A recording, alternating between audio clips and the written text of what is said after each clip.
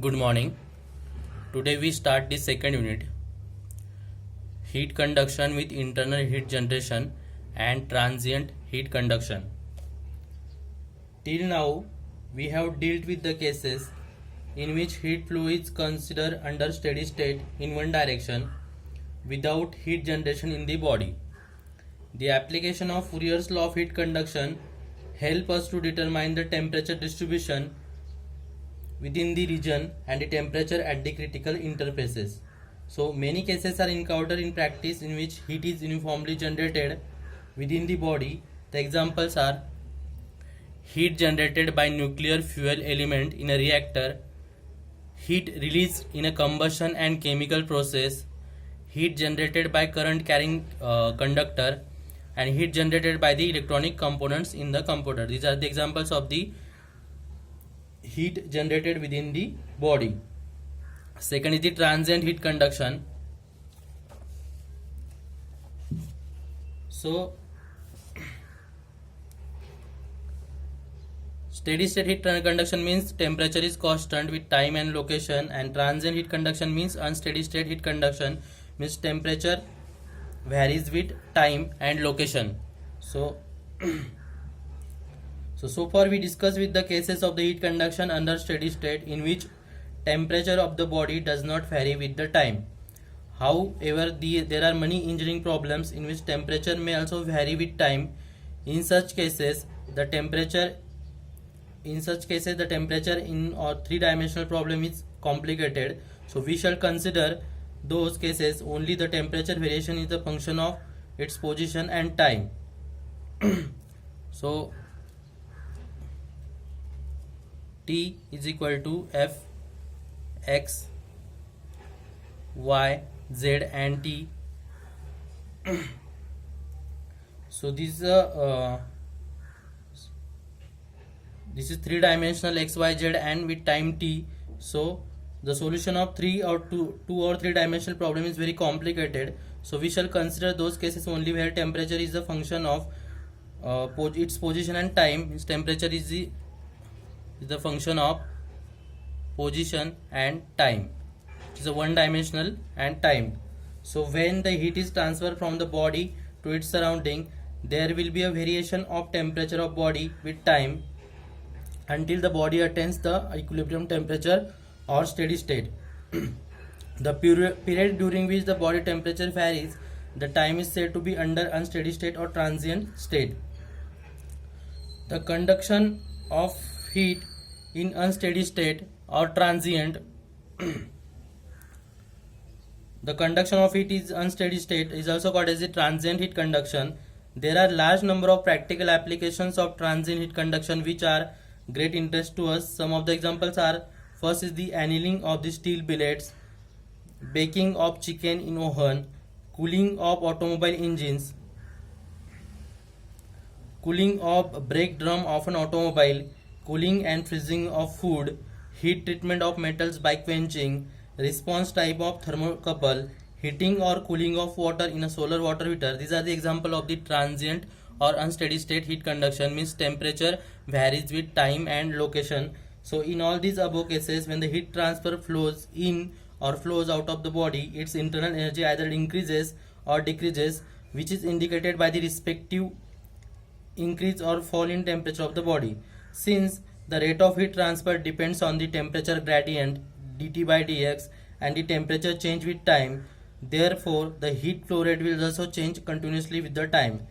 There are several cases of unsteady state in which temperature and heat flow vary with periodically and non-periodically. So in periodic temperature variation, the temperature of body varies with regular basis. For example, periodic heat flow in a body between day and night, heat flow in a regenerator of Stirling engine cycle, temperature variation of IC engine of cylinder.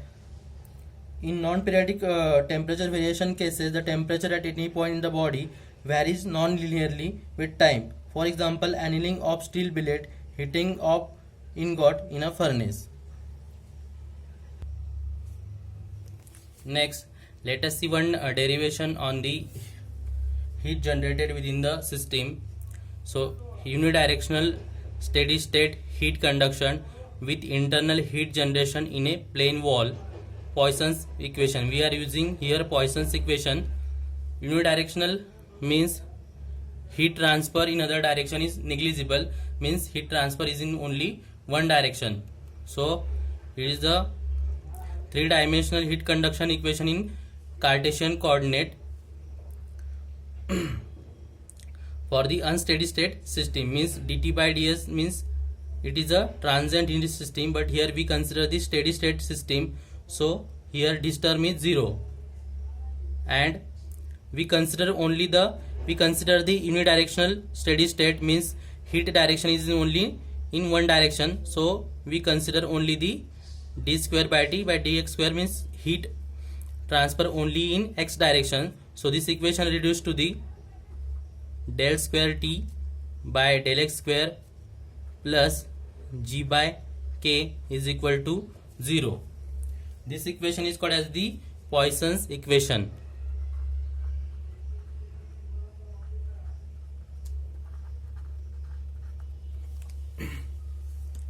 So here is the plane wall of temperature transfer from T1 to heat transfer from T1 to T2, and G is the heat generated per unit volume by heat source in the system. We consider here one heat source, and G is the heat generated within the system. L is the thickness of the wall. Here x is equal to 0 and x is equal to L. So this equation becomes del square t by del x square is equal to minus g by k. Right? This as equation number 1. On integration,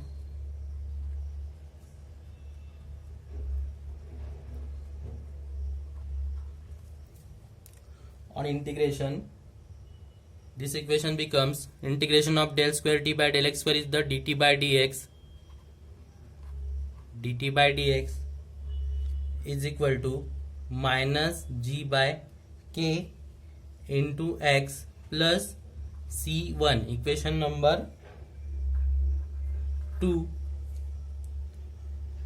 On second integration, integrating again this equation on second integration,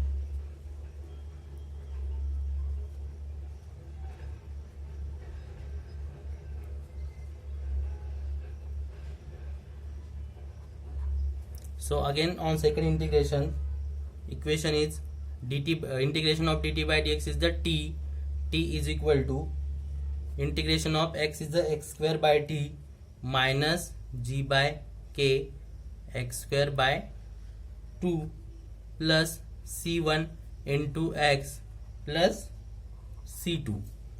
Equation number 3. So the boundary conditions for the wall are boundary conditions.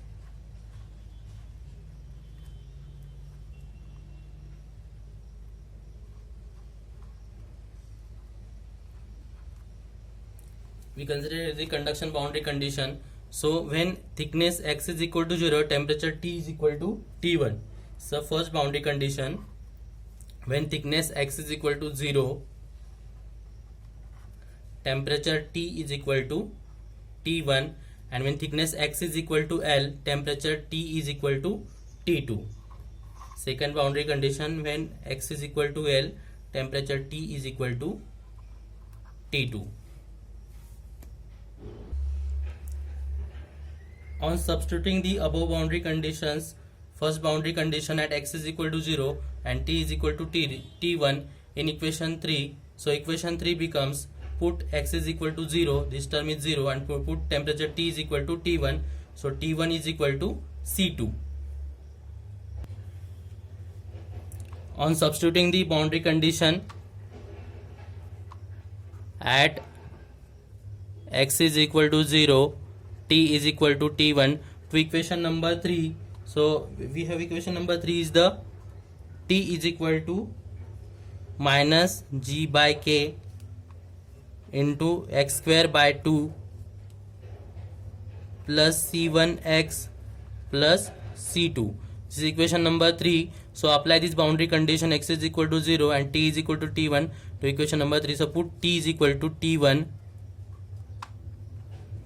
put x is equal to 0, so this term is 0, is also 0, so t1 is equal to c2. Write this equation number 4. So again putting this c2 is equal to t1 in equation number 3, the equation 3 becomes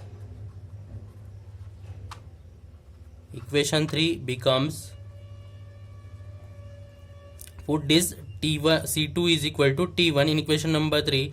So equation number 3 becomes t is equal to minus g by k into x square by 2 plus c1 into x plus t1.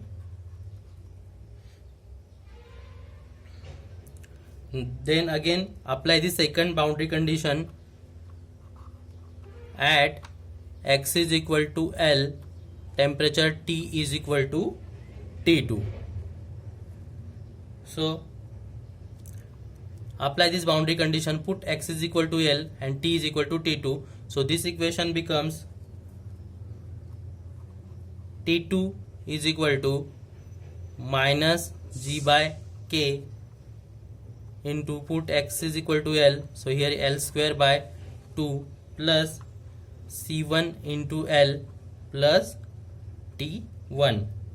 So we get C1 here, C1 is equal to, shift this T1 in this side, so T2 minus T1 upon L plus minus plus g, shift this g minus g by k in this side, so it is plus, so g by k 2k into L, equation number 5. So we get the value of C1 and C2.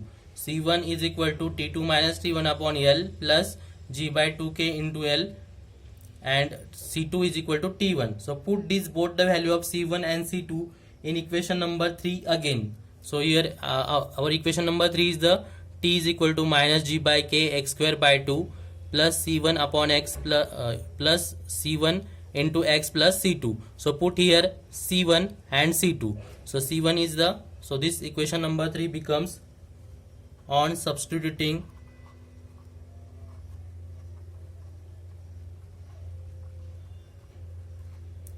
C1 and C2 in equation 3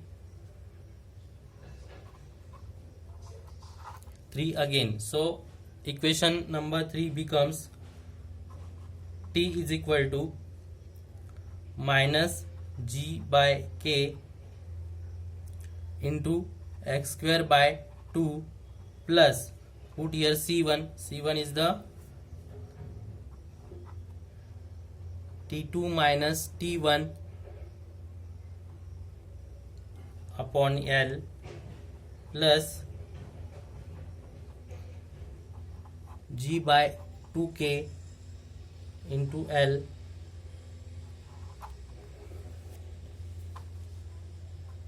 into x plus C2 is equal to T1. So this is equation number 6. After putting this C1 and C2 in equation number 3, we get equation number 6. So we get the equation number 6.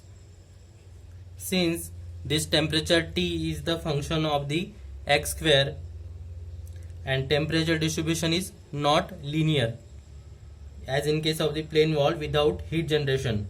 So in case of both the surface of the wall are maintained at equal temperature, if in case of both the surface of the wall are maintained at equal temperature, that is T1 is equal to T2. So this equation number 6 become reduces to, if we maintain the temperature T1 and equal at T1 and T2, so this equation reduces to T is equal to minus g by k into x square by 2 plus here t2 and t1 are same, so it is 0. So this g by 2k into L into x plus t1. Again write this equation. T is equal to minus g by 2 is common, 2k in bracket x square minus lx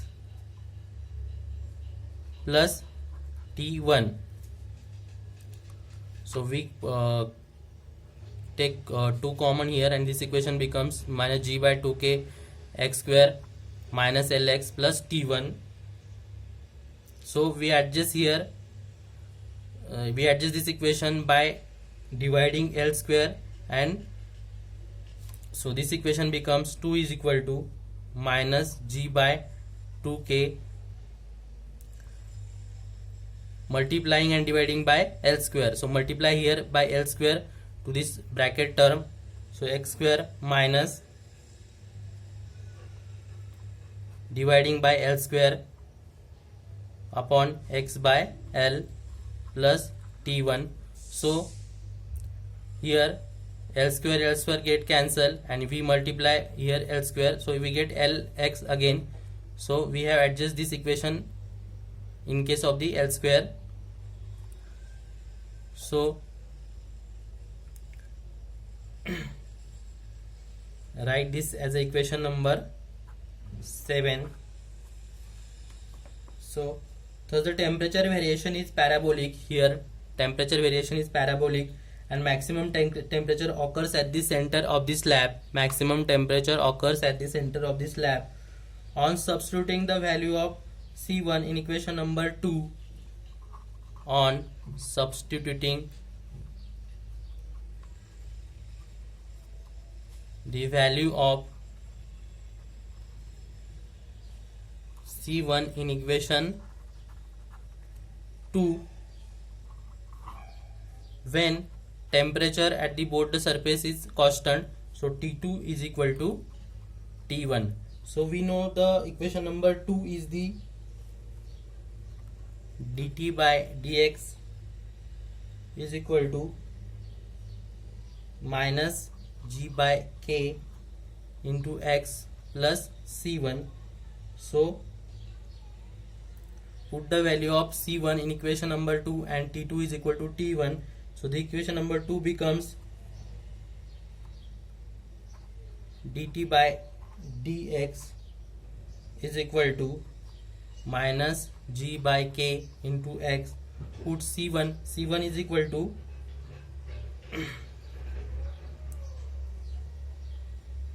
we know the C1 value of C1 is the T2 minus T1 upon L plus g by 2k into L.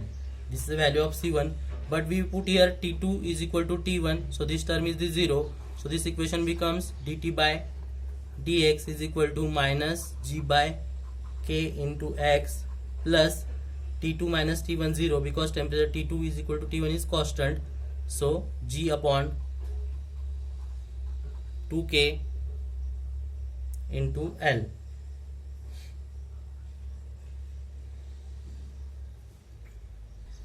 So this equation number 2 after the putting the value of C1.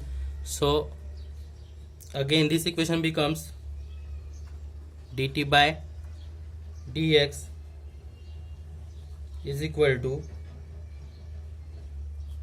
minus g upon 2k to x minus L.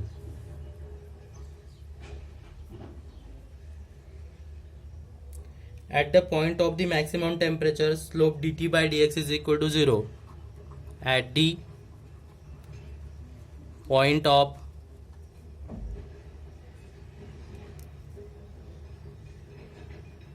maximum temperature, slope dt by dx is equal to 0. So here dt by dx is equal to 0 means temperature difference is 0. So this equation becomes minus g by 2k into 2x minus L is equal to 0.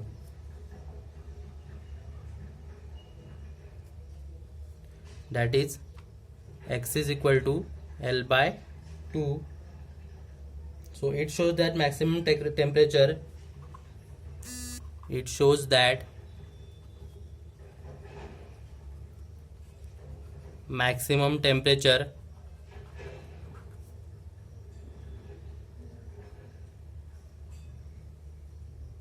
x is equal to L by 2. It shows that maximum temperature occurs at the center of the slab.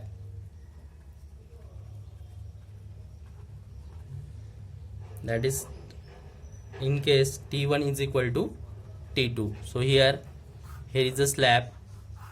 So we get the x is equal to L by 2. So it shows that maximum temperature occurs at the center of the slab.